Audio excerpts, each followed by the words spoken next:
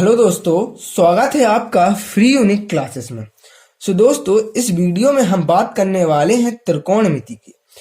जो त्रिकोणमिति होती है उसको इस वीडियो में हम कवर करने वाले हैं, या इस वीडियो में मैं आपको त्रिकोणमिति के बारे में बताने वाला हूँ कि त्रिकोणमिति क्या होती है। और जो त्रिकोणमिति होती है उसकी क्या है, पार्ट्स अलग अलग आएंगे। मैं अभी तो ये पहली वीडियो बना रहा हूँ, या वीडियो बड़ी होगी तो मैं इसके पार्ट बनाते चलूंगा। ठीक है, first part, second, third, fourth, इस तरीके से। तो देखिए, इस वीडियो यहाँ से मैं क्या है आपको त्रिकोणमिति के बेसिक से लेके एडवांस तक चलूंगा। ठीक है, तो सबसे पहले क्या है, त्रिकोणमिति को बहुत गहराई से पढ़ने के लिए आप इस वीडियो को पूरा देखें। अगर आपको इसको गहराई से पढ़ना है तो मैं त्रिकोणमिति क्या होती है, ठीक है, उसके अंतर्गत किस तरीके से फॉर्मूलास क्रिएट होते हैं, फॉर्मूलास बनते हैं, उनको मैं बताऊंगा। ठीक है, आपको उसको किस तरीके से लर्न करना है इसको भी मैं आपको बताऊंगा। तो इसीलिए इस वीडियो को आप अंत तक देखें या पूरा देखें। ठीक है, तो देखिए, त्रिकोणमिति पढ़ने के लिए सबसे पहले हमें क्या पढ़ना होता है। अगर हम बात करें त्रिकोणमिति की शुरुआत कहाँ से होती है, तो त्रिकोणमिति की शुरुआत होती है समकोण से। अब भाई, समकोण क्या होता है आप पहले ये समझिए।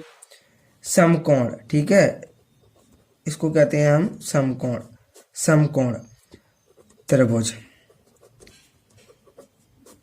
अगर हम देखिए, ऐसा होता है, अगर सबसे पहले बात करें कि त्रिकोणमिति क्या होती है, त्रिकोणमिति से पहले हमें समकोण त्रिभुज के बारे में पता होना चाहिए। जैसे कि मैंने आपको बताया, तो समकोण त्रिभुज क्या होता है इसको देख लेते हैं। वह है त्रिभुज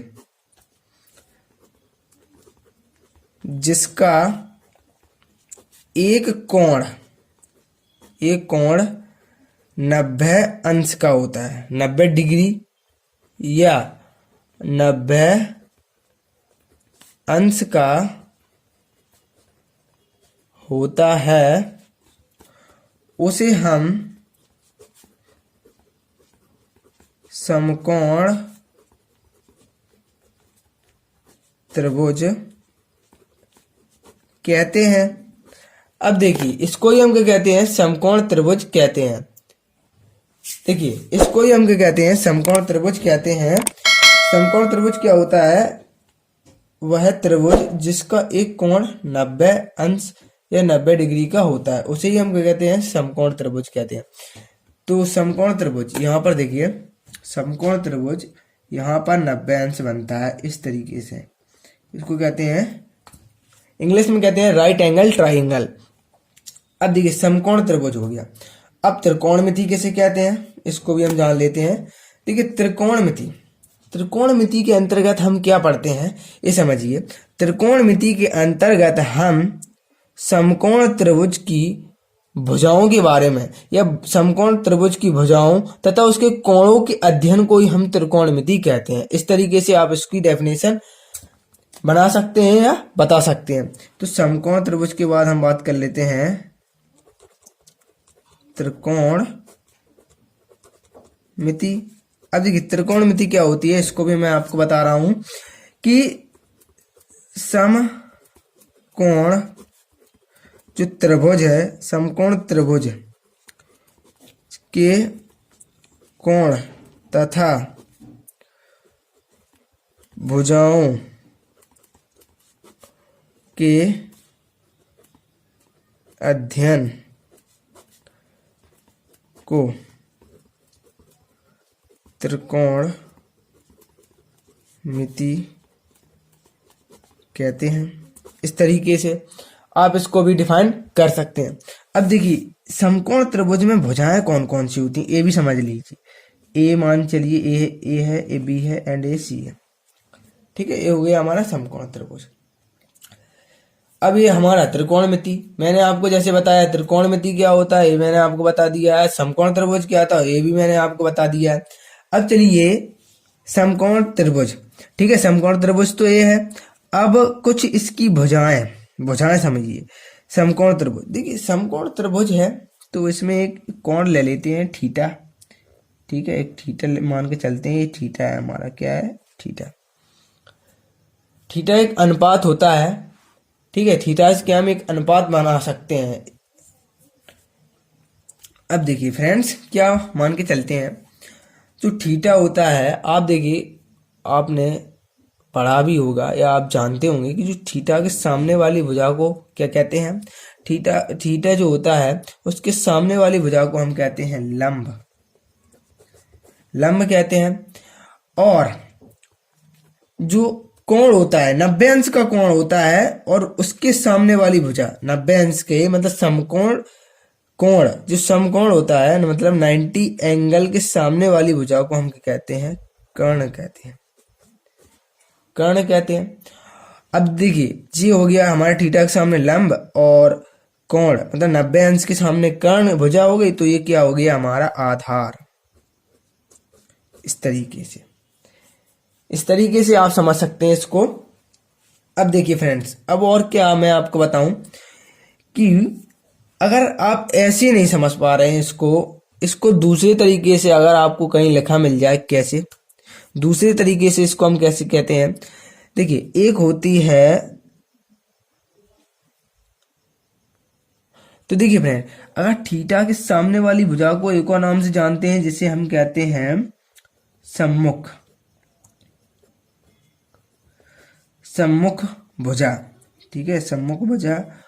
और जो थीटा से संबद्ध होती है या संबद्ध या मान के चलिए जुड़ी होती है, टच होती है थीटा से, उसको कहते हैं हम संलग्न भुजा। क्या कहते हैं, संलग्न, इसको कहेंगे हम संलग्न, संलग्न, ठीक है। इस तरीके से तो दो नाम इसके हो गए। आपको समझ में आया कि अगर थीटा के सामने वाली भुजा है तो उसको कहते हैं हम सम्मुख भुजा, और तथा जो थीटा से जुड़ी होती है संबद्ध होती है उसको कहते हैं हम संलग्न भुजा। ये दो नाम आपको मैंने बता दिए। अब देखो फ्रेंड्स, इतना तो आप लोगों को समझ में आ गया होगा, ठीक है। अब शुरुआत करते हैं हम अनुपातों की। थीटा, थीटा क्या है, एक रेशियो है, एक अनुपात है हमारा। थीटा क्या है, थीटा अगर बात करें थीटा के बारे में तो थीटा एक अनुपात है, यह अनुपात की माप है, ठीक है। थीटा को हम अनुपात की माप के रूप में लेते हैं। इसको हम इंग्लिश में कहते हैं रेशियो, ठीक है।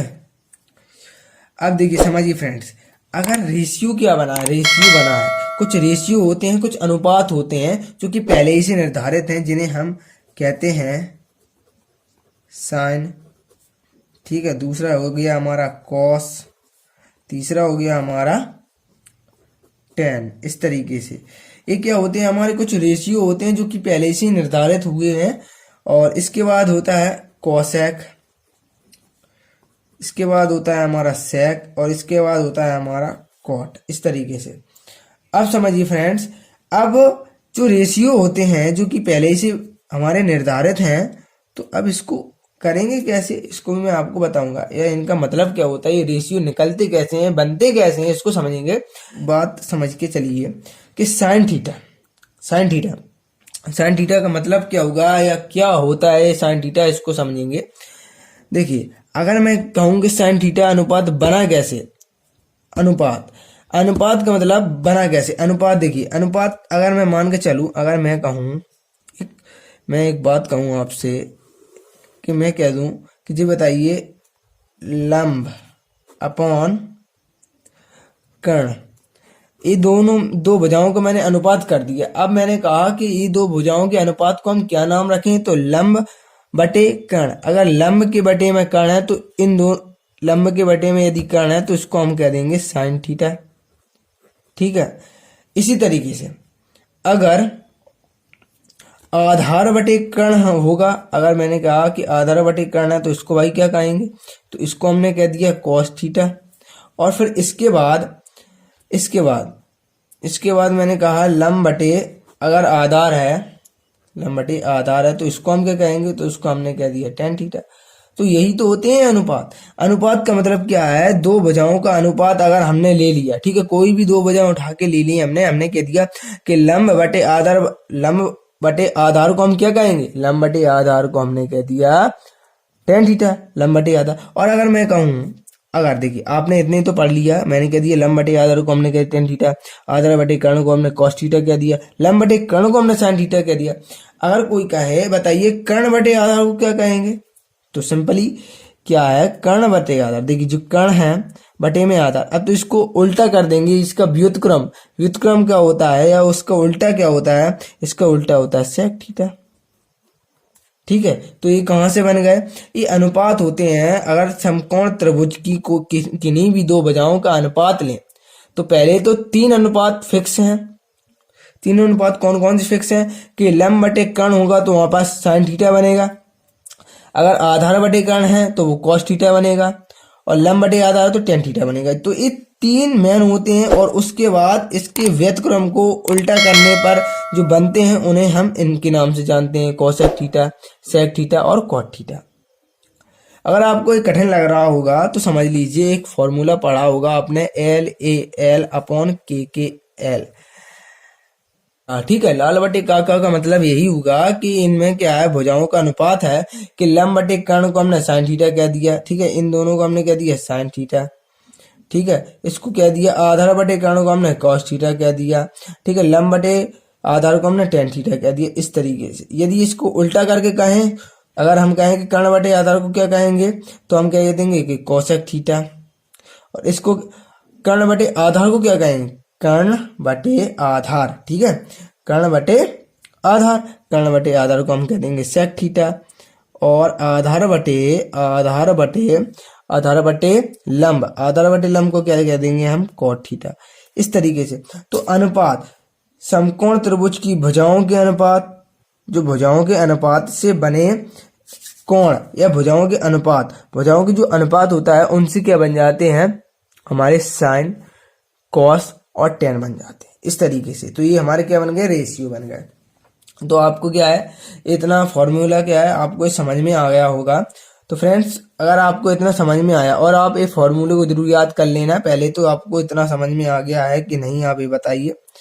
तो फ्रेंड्स देखिए, आप लोगों को इतना अच्छे से समझ में आ गया होगा, तो पहले तो आप इतना अच्छे से कवर कर लीजिए, और उसके बाद फिर मैं आगे की वीडियो में आपको आगे बताऊंगा कि अब इसके बाद आपको क्या करना है। तो सिंपली इसको यहाँ से लिख सकते हैं आप, यहाँ से लंब बटे कर्ण, और इसके बाद ये हो गया हमारा आधार बटे कर्ण, और ये हो गया हमारा लंब बटे आधार। इसको उल्टा करके लिख देंगे, कर्ण बटे लंब। ठीक है, और इसी तरीके से यहाँ पर लिख देंगे कि कर्ण बटे आधार। ठीक है, इसी तरीके से यहाँ पर लिख देंगे कि आधार बटे लंब। इस तरीके से तो ये था क्या है, हमारा फर्स्ट वीडियो था, और इसमें मैंने आपको इतना बता दिया है। तो सबसे पहले तो आपको ये फॉर्मूला याद कर लेना है, जिससे कि आपको इनके जो अनुपात होते हैं, अनुपात अच्छे से याद हो जाएंगे। तो आप इतना पहले कवर कीजिए, और उसके बाद दूसरी वीडियो में मैं आपको बता दूंगा। तो फ्रेंड्स, अगर वीडियो अच्छी लगी तो प्लीज वीडियो को लाइक कर देना, चैनल को सब्सक्राइब कर लेना, आने वाली जितनी भी नई वीडियोस हैं उनकी नोटिफिकेशन आप तक पहुंचती रहे। तो चलिए फ्रेंड्स, मिलते हैं नेक्स्ट वीडियो में।